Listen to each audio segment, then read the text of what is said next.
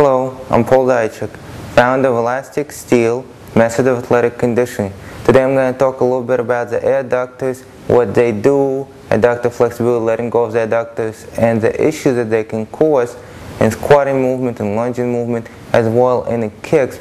I was consulted by someone who had issues when they were doing the squats, they were doing the lunges, and they were doing the kicks. What all that has in common, I'm going to talk about squat and sideline kicks for a second. When you do the squat, especially low squat down here, what you have is you have the legs abducted, we have flexion here, and to a degree we have the internal rotation.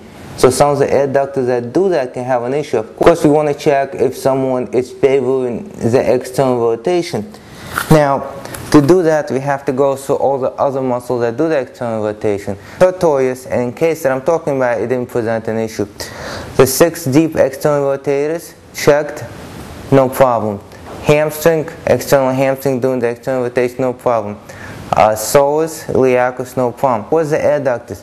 Now, one of the ways that can be checked for the adductors is actually to do the squat, have the knees out here, okay? So this abduction here, flexion and internal rotation, and check. The problem is sometimes when people go into the squat and there's an issue with the adductors, they compensate by flattening their back. Okay, notice somebody comes down this way, you're going to get one result. Somebody comes down this way, flattens the back, you're going to get another result.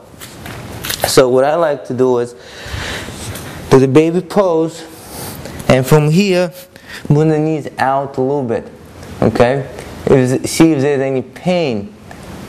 Once the person is here, they should go into anterior pelvic tilt or lordosis. In other words, not to be like this, but to be like that, and try to come down as low as possible.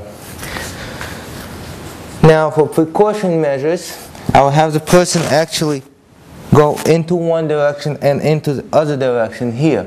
Okay, you can't be up. You have to be very, very low to get that flexion.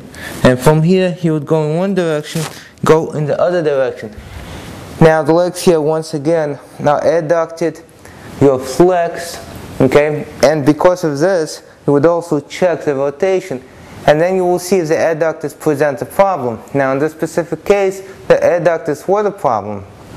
So this person had the hamstring flexibility system, which has a foam roller, has the balls, has a massage stick, and I said massage that area. What happens 2 weeks later, this person said it's not working, and I was very surprised because I know that this works. Very often it can release from the first time and you can go deep into the movement. So what this person was doing is rolling it this way for the adductors, rolling it this way for the adductors, okay, using the balls at the same time. Now, when I asked him, did it get sore? Did you use moist heat? He said it did not get sore, which surprised me. So we went for something deeper, and something deeper is using the stick. Some people need a lot deeper massage than others. This might look a little bit weird, but it works very well. Okay? So what you're going to do is, if you don't know where your muscles are, you would just go by the tight spots. You would find those tight spots. Okay? And here I have it on my adductor. And all I'm doing is putting my body weight into it. Okay, putting my body weight into it. And I'm going to stay here, let it release a little bit, come off, give it a break for a few seconds, go back in, let it release a little bit.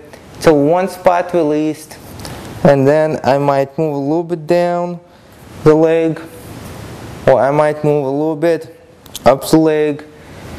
I might move a little bit closer to the hamstring or a little bit to the front, and I would work those positions till I feel like everything released. Of course, once that happens, I would use moist heat and allow all that area to be worked on.